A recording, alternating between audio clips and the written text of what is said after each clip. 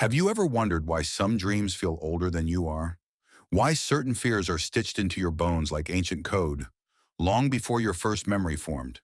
There exists a whisper, buried deep beneath the noise of our engineered world, that suggests your life may not have begun as a blank slate, that before your hands could hold, before your tongue could speak, a blueprint had already been etched into the fragile folds of your unconscious.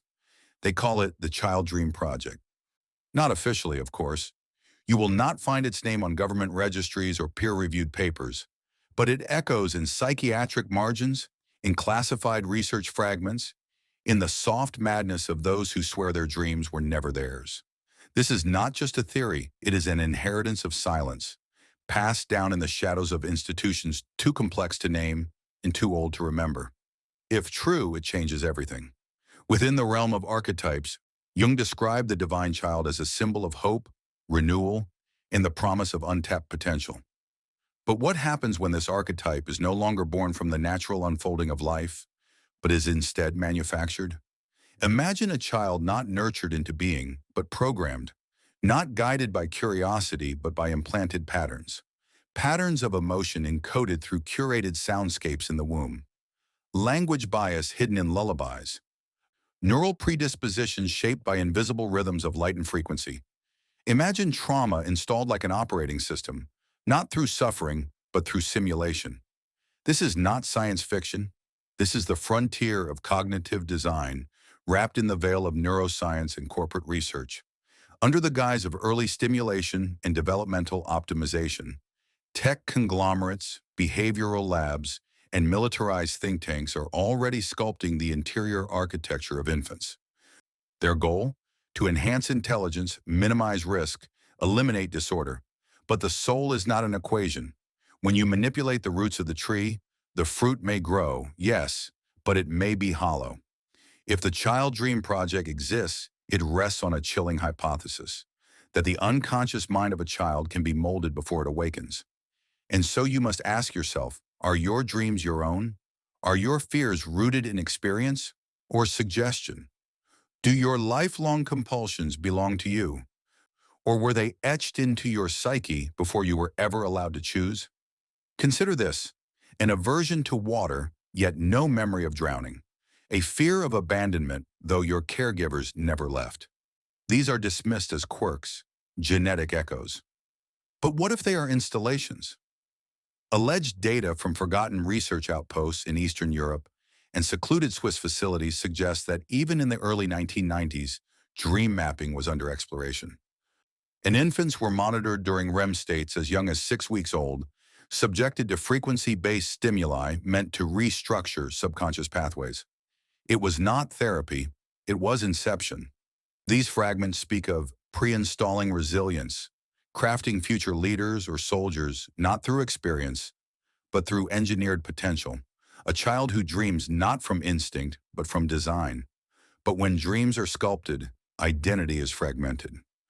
The ego, the fragile bridge between what we think we are and what we fear to become, becomes an echo chamber for someone else's vision.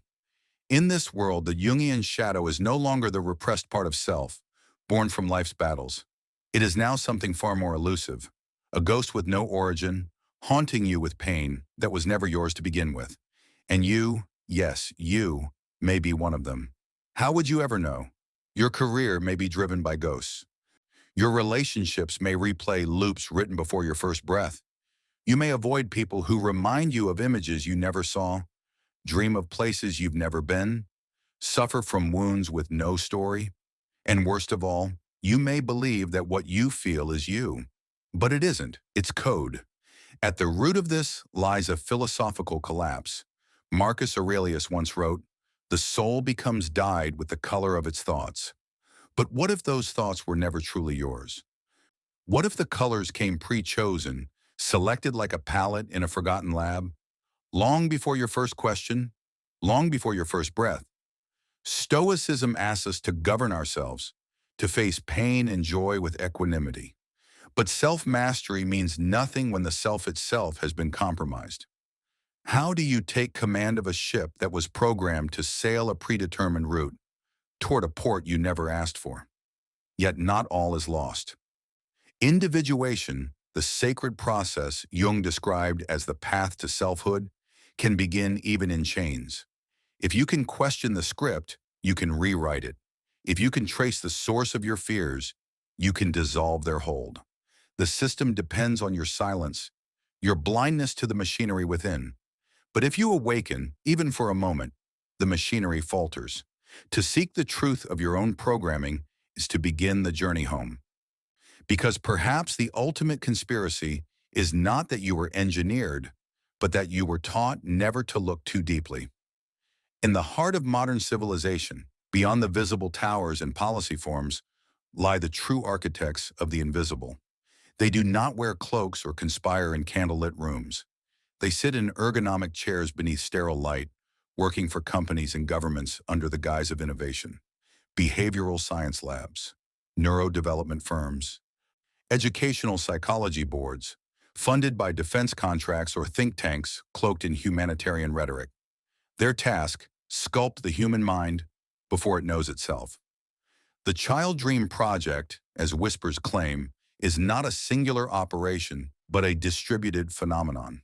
Fragmented across continents, disguised within early childhood programs, it aims to decode the unconscious map of the child and rewrite its topography. The targets are not individuals, but patterns, archetypes, emotional signatures, collective fears, and so they embed control not through force, but suggestion, not through trauma, but gentle architecture. Consider this. Why has the modern child grown more anxious despite more safety, more information, more stimulation? Why do attention spans shrink in an era of infinite options? Why do existential fears haunt the youngest generations before they've even stepped into life's real chaos? The answer may lie not in what they've encountered, but in what they've absorbed. And in some of the alleged data caches from defunct European research hubs, children in sleep labs were exposed to dream stimuli while still in their formative neural stages. These weren't nightmares or fantasies, but carefully curated emotional narratives designed to evoke identity, loyalty, suspicion, conformity. A dream of a faceless mother abandoning them in a crowd, a dream of war in a nameless land, a dream of rising to power and falling in disgrace. The goal wasn't to traumatize, but to embed motifs that would then reappear throughout life, nudging behavior without the subject ever suspecting why. This method, what leaked files called emotional imprint scaffolding, works not unlike storytelling. Every culture has myths, but in this framework, the myths are installed, not inherited. Jung spoke of archetypes as eternal patterns within the collective unconscious. But this is synthetic archetyping, dream seeding, engineering not just the individual, but the society they will build together. Now imagine the consequences. A generation whose fears have been fine-tuned, whose hopes are calibrated, whose instinctual rebellions, once the fuel for great revolutions and breakthroughs, are softened, redirected, or dissolved. How do you rebel when your soul has already been compromised? You might sense this without understanding it. The persistent feeling that your deepest longings aren't truly yours. That your anger, your sadness, your ambition, they echo someone else's design. You follow careers that were expected, pursue relationships that feel scripted, and chase goals that leave you hollow. Because beneath the surface, your operating system was written with subtle lines you never chose. This is where the philosophical battle begins. Seneca once wrote, "It is not that we have a short time to live, but that we waste a lot of it." But what if the waste began before time was even yours? What if the theft was not of your years, but of your agency? Trauma researchers today speak of ancestral grief, sorrows passed through generations. But how much of this grief is truly ancestral and how much is artificial? Is the generational wound a natural inheritance or a planted seed? The project, if real, has little interest in healing.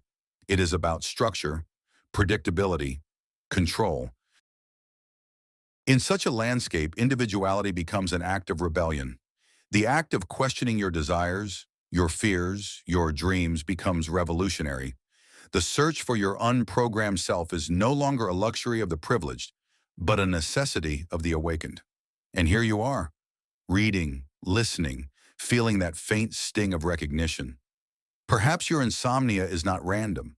Perhaps the dreams that wake you, sweating and silent, are memories not of events, but of installations. Perhaps your longing for meaning, your ache for transcendence, is not a spiritual whim, but the soul trying to scream through the concrete layers of your psychic conditioning. In this world, to ask "who am I" becomes the most dangerous question, because it threatens the very foundation of the project. To individuate truly is to break the code, to cast light into the prescripted darkness, to meet your shadow and realize it was not born from your sins, but planted by another hand. They rely on your numbness, your convenience, your trust in progress without pause. But you, even now, are beginning to see. So ask again, are your dreams really yours? Imagine this. A child lies asleep in a crib, barely 2 years into existence. Outside, soft music hums from a machine calibrated to certain frequencies, ones that, as researchers have discovered, interact subtly with REM sleep. The mobile above them doesn't spin aimlessly. Its movements are mapped to behavioral conditioning protocols. The nursery's color scheme, chosen to influence subconscious associations with safety, identity, and obedience. And you may think, this is merely design, but this is the blueprint of emotional programming. Welcome to the garden of manufactured selves. In this garden, childhood is no longer the fertile ground of imagination. It is the petri dish of predictive control.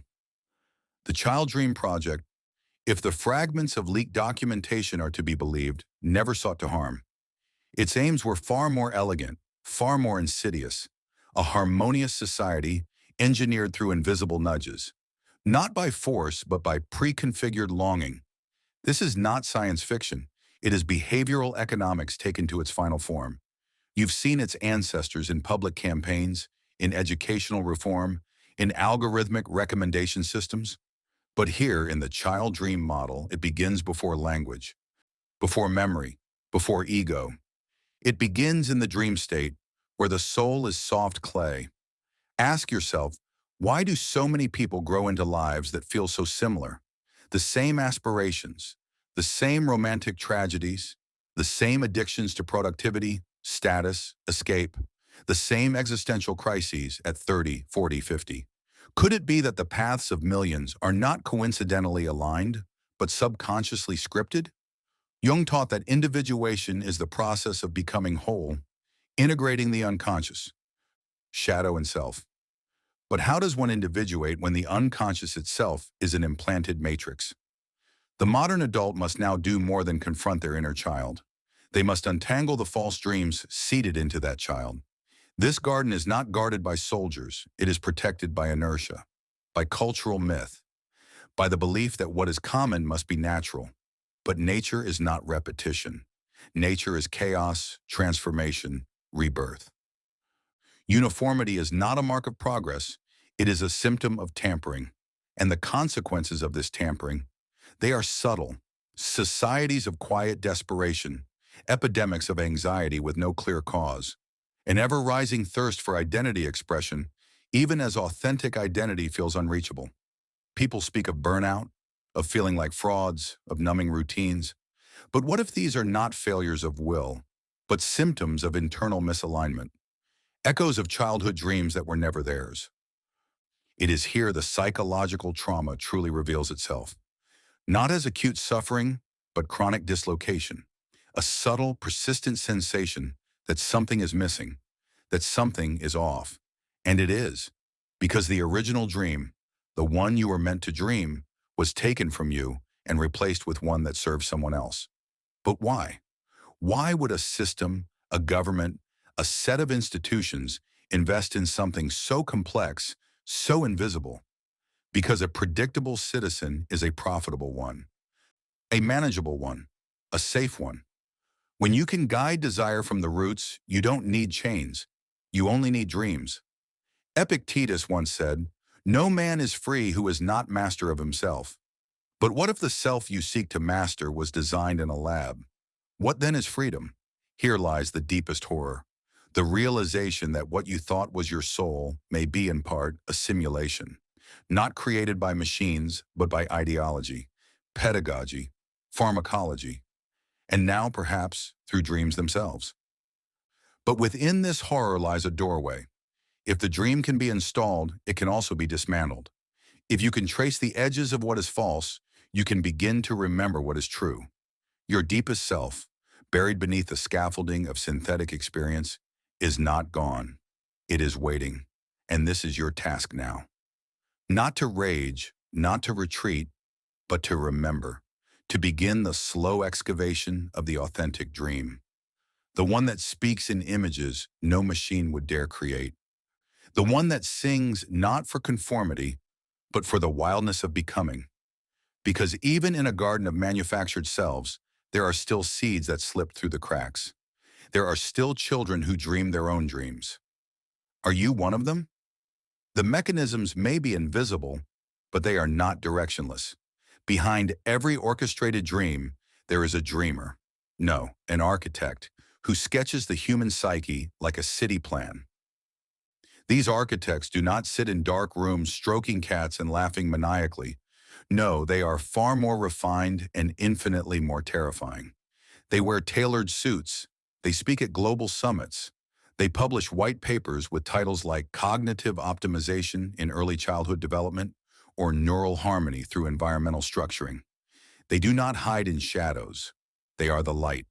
The institutions we are taught to trust, medical boards, research universities, international health organizations, are not evil in the fairy tale sense, but some of them are complicit in something colder, the quiet trade of autonomy for efficiency, of individuality for social stability. It began with data, always with data. Decades ago, psychological behavior models grew sophisticated enough to predict preference. Then came preference manipulation, and finally, preference implantation. The child in their plastic years became the perfect subject, unformed, open, malleable. It was no longer enough to teach them math or language. Now the ambition was deeper, to embed values, to embed dispositions, but not through stories or culture, through neurochemical response, through environmental symphonies, through dream synchronization programs disguised as sleep optimization devices. You've seen glimpses, smart cribs, adaptive lullabies, infant calm pods in elite hospitals. They say it's all about care, about comfort, about giving children the best start. But whose definition of best, and at what cost? Let's be clear, not every scientist involved knows the full story. Most believe in their mission. Many genuinely want to help children thrive. But the dream of control is older than science, and it only needs a few visionaries with the right access, the right funding, and a deep enough conviction that the collective good justifies a few individual sacrifices.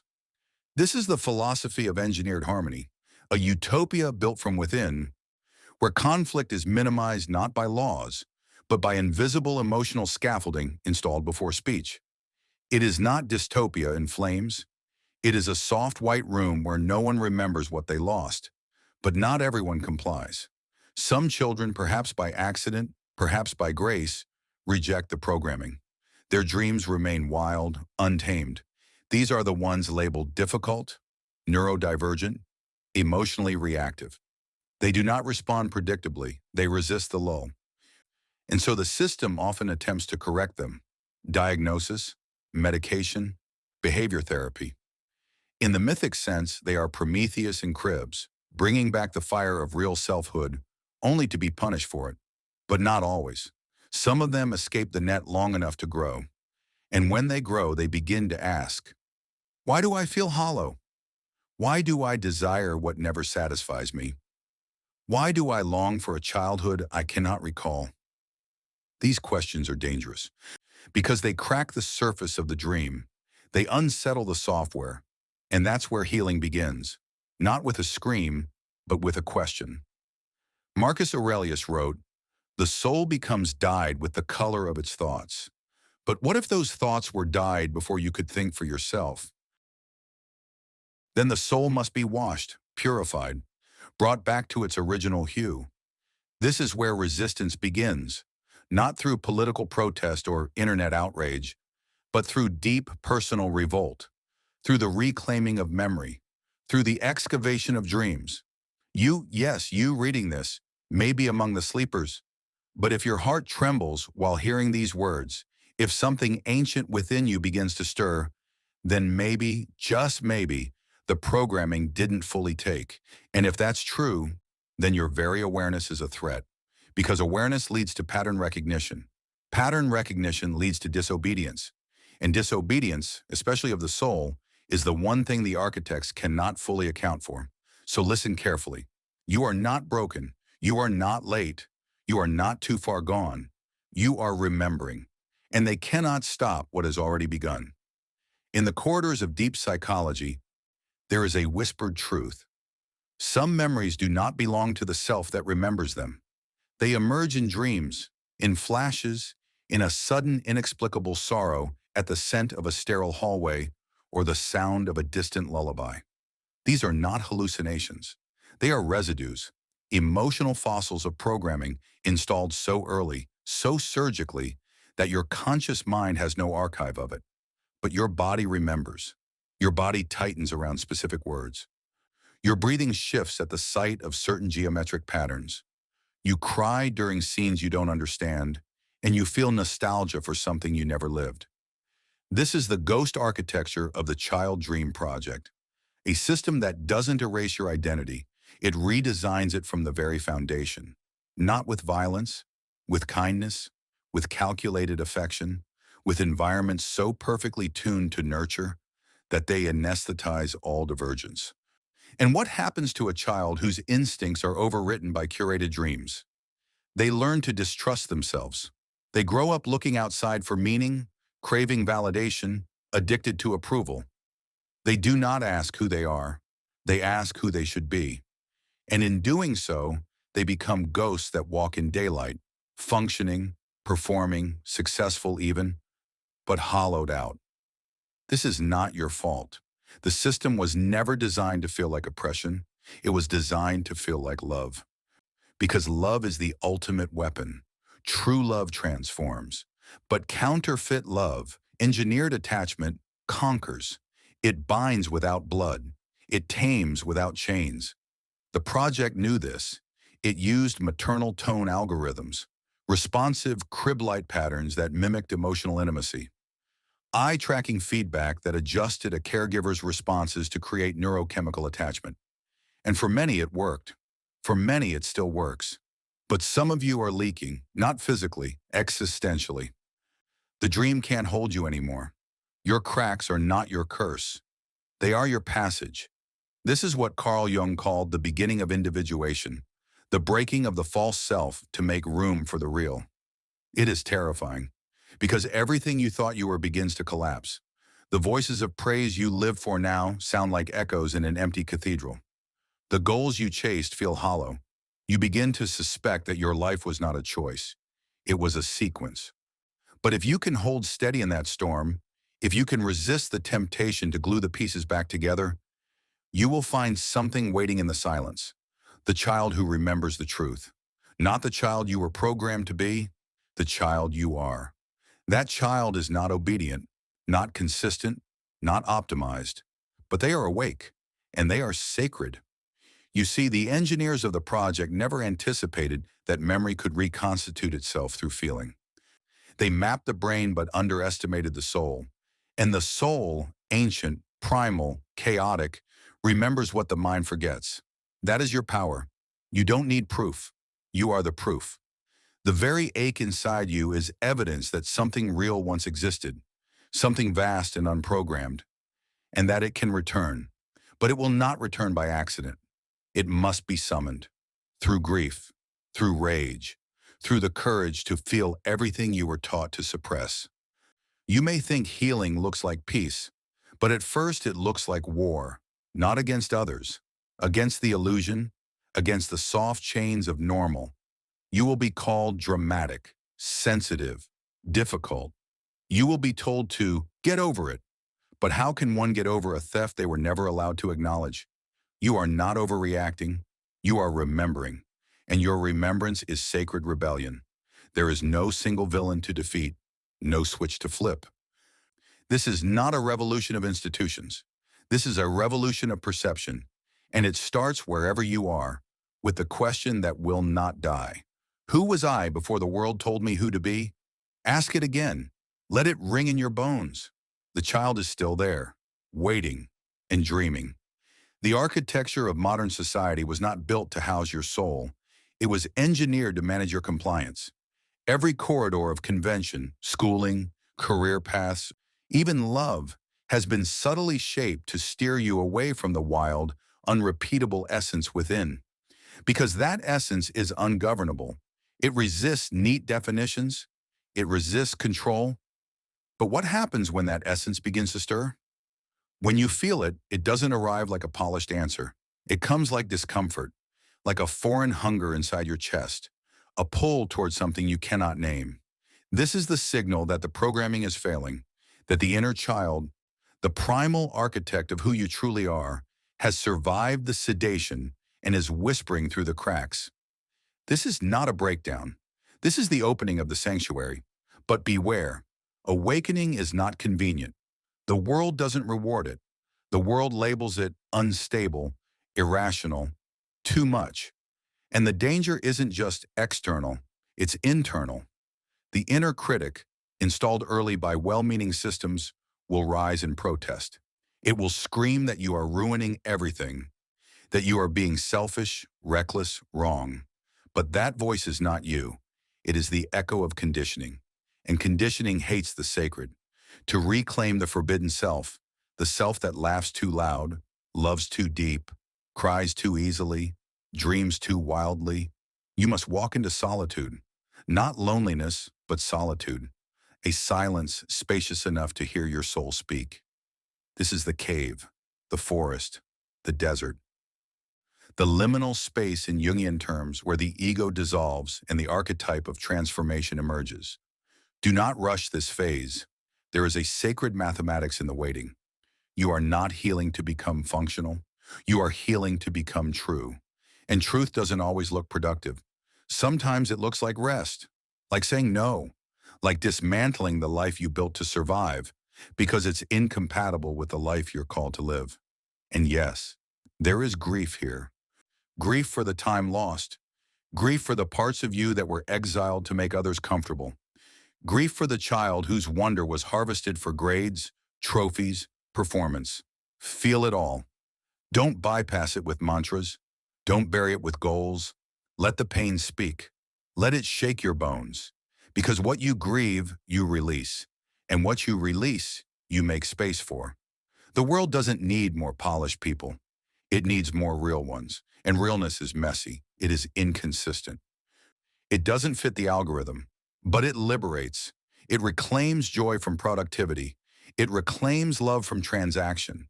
It reclaims being from becoming. This is the true antidote to the Child Dream Project. Not revenge, not revolution. Remembrance.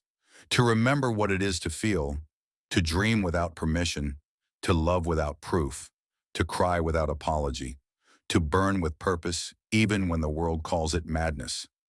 Seneca once wrote, "Sometimes even to live is an act of courage. But today, to live authentically is an act of resistance. You are not broken. You are awakening. You are not behind. You are realigning. And you are not alone." Across the world, others are waking up in their own quiet revolutions. Some through poetry, some through tears, some through the sound of a child's laugh that reminds them who they were. There is no map for this, only a compass, and that compass is your pain. Follow it not into despair, but into depth. Because beneath that pain is your truest power, the self they tried to erase, still breathing, still radiant, still yours. Imagine standing before a wall of mirrors, each reflecting a different version of you. One wears the uniform they gave you, smiles on cue, walks the expected line. Another is wilder, quieter, or louder than you were told was safe. One holds paint-stained hands. Another sings to the stars.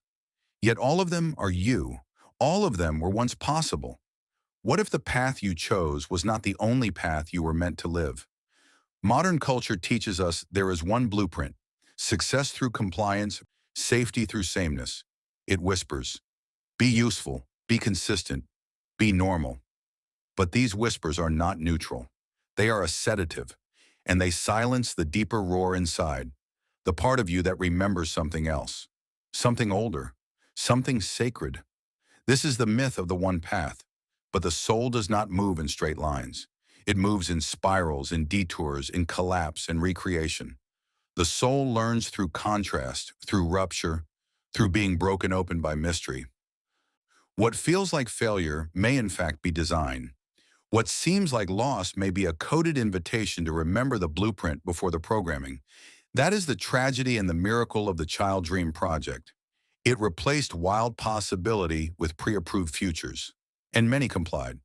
They became perfect on paper but hollow in the marrow. They had the degree, the home, the metrics of success, yet each night something in their bones ached, not out of lack, but from dissonance. The life they lived was not their own. It was a copy, and yet some resist, quietly at first, a question here, a refusal there, a sudden weeping for no clear reason, and then something cracks, a break in the mirror, a strange joy in a forgotten hobby, a longing that refuses to be buried. That's how it starts, not in rebellion, but in remembering. You were never meant to walk one path. You were meant to create one. Carl Jung said, "The privilege of a lifetime is to become who you truly are. But to do that, you must risk being misunderstood. You must lose some people who only knew the costume. You must walk away from the script mid-scene, not because you have a better one, but because your silence speaks more truth than their applause. And yes, the unknown is terrifying. There will be nights when you beg for the safety of your cage, when the old path, though lifeless, feels easier than the wilderness. But freedom is not ease. It is sacred discomfort. It is learning to dance barefoot on broken ground. It is learning to trust your own rhythm when the world demands marching in time. The system that engineered your childhood dreams did not account for your soul, but your soul is still here, waiting, still wild, still willing. So what do you do now? When the lies unravel, when the job, the title, the relationship, the goals no longer fit the shape of your becoming, you listen. Not to the outside world, but to the rhythm within, that soft hum beneath your fear, that whisper beneath the noise. It doesn't speak in logic or language. It speaks in symbols, in synchronicity, in sudden clarity, in dreams that make no sense but feel like home. You are not lost. You are in the threshold, and the threshold is not the end. It is the sacred in-between. It is where one life dies and another is born, not instantly, but through 1,000 small choices to stay true. To leave behind the lie, to reclaim your myth, to rewrite the blueprint. No one can walk it for you, but know this, your footsteps echo in eternity, and every time you choose truth over safety, presence over perfection, authenticity over approval, you make it easier for the next person to follow the path back to themselves. This is the quiet revolution. This is the work of reclaiming the self before the world claimed you. And though you walk it alone, you walk it alongside millions, each of us returning to our own sacred design. In every myth, the hero returns, not to applause, not to comfort, but to truth. And the Child Dream Project ends, not with a revelation of villains in boardrooms, nor with the satisfaction of exposing some monolithic conspiracy, but with a quieter terror, the realization that we participated, that we complied, that we let the shaping hands sculpt us without protest. They didn't need to engineer every neuron or implant a chip in every infant. All they needed was to redirect attention, to make the child look at the screen, not the stars, to hear instruction, not intuition, to seek approval, not purpose. You, yes, you, were born into a world that whispered to your unconscious. Be small, be polite, be efficient, be productive. And beneath that whisper was a scream, buried under decades of noise. Be nothing more than useful. This final act is not about vengeance, it is about individuation. Jung called it the journey of integrating the shadow, the cast-off parts of ourselves we disowned, to survive in a society that wanted us numb. The Child Dream Project succeeded not because of its technology, but because of our hunger to belong. We traded authenticity for validation. We wore masks not just to impress, but to be loved. And those masks became our prisons. But here now, there is a crack, a fracture in the mirror. And through it, the raw self stares back. Can you see them? The child you were, before the curriculum, before the timelines, before the tracking numbers, the one who painted dreams with dirty fingers and talked to the wind as if it answered. They were real. They were you. And they're waiting. It is not too late. You may have been engineered from birth, but you were not erased.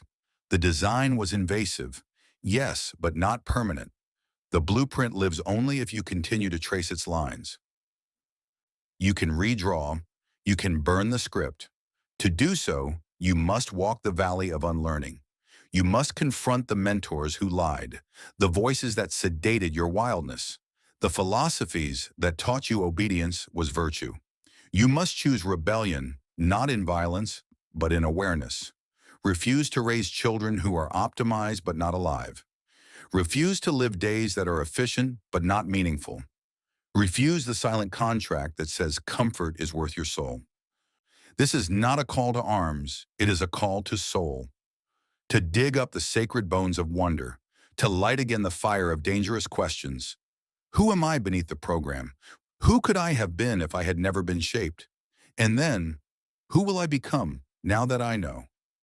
The Child Dream Project ends not in exposure, but in remembering, not in paranoia, but in prophecy. Because no matter how carefully they mapped your path, they missed something essential. They forgot that dreams don't die. They just wait in silence.